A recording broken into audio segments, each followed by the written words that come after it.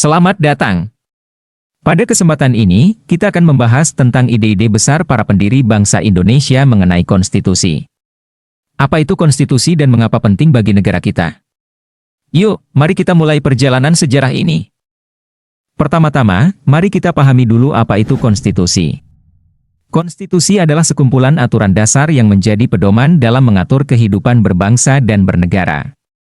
Bayangkan, konstitusi itu seperti peta bagi sebuah negara, yang memberi arah dan memastikan semuanya berjalan sesuai dengan tujuan bersama. Tanpa konstitusi, sebuah negara bisa kehilangan arah. Untuk memahami ide pendiri bangsa tentang konstitusi, kita perlu melihat dulu konteks sejarah Indonesia sebelum kemerdekaan. Pada masa penjajahan, Indonesia tidak memiliki kebebasan untuk menentukan nasib sendiri. Rakyat Indonesia hidup di bawah kekuasaan asing tanpa ada aturan yang mengakui hak-hak mereka. Sebelum kemerdekaan, Indonesia dijajah dan tidak memiliki kebebasan untuk mengatur negara.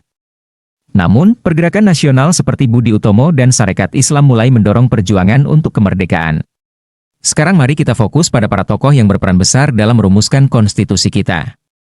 Soekarno memiliki visi tentang sebuah negara yang bebas dan merdeka, yang akan berdiri di atas dasar persatuan dan keadilan. Sementara itu, Muhammad Hatta berfokus pada konsep demokrasi dan keadilan sosial. Para tokoh ini sadar bahwa sebuah konstitusi adalah kunci untuk menyatukan bangsa yang beragam ini. Perjalanan menuju pembentukan konstitusi Indonesia dimulai dengan pembentukan BPUPKI pada 29 April 1945, yang diisi oleh berbagai tokoh dari seluruh Indonesia. Sidang-sidang BPUPKI dimulai pada 28 Mei 1945, dan melalui diskusi panjang, mereka mulai merumuskan dasar negara.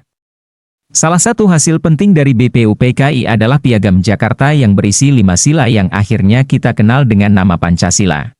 Setelah proklamasi kemerdekaan, PPKI dibentuk untuk memfinalisasi dan mengesahkan konstitusi kita, yaitu Undang-Undang Dasar Negara Republik Indonesia tahun 1945. Konstitusi Indonesia, yaitu UUD 1945, terbagi menjadi beberapa bagian yang saling berkaitan. Pembukaan, berisi visi kemerdekaan dan tujuan negara. Batang tubuh, berisi pasal-pasal yang mengatur sistem pemerintahan, pembagian kekuasaan, dan hak-hak dasar warga negara, aturan peralihan dan aturan tambahan, mengatur perubahan konstitusi dan penyesuaian setelah kemerdekaan. Konstitusi kita telah mengalami beberapa amandemen untuk mengikuti perkembangan zaman, misalnya pada 1998 yang membawa perubahan besar dalam sistem pemerintahan Indonesia. Tantangan terbesar adalah menjaga agar konstitusi tetap relevan dengan kondisi sosial, politik, dan ekonomi yang terus berubah. Kesimpulannya, memahami ide-ide pendiri bangsa dan konstitusi sangat penting bagi kita sebagai warga negara. Konstitusi adalah alat untuk menjaga keadilan dan kesejahteraan bersama.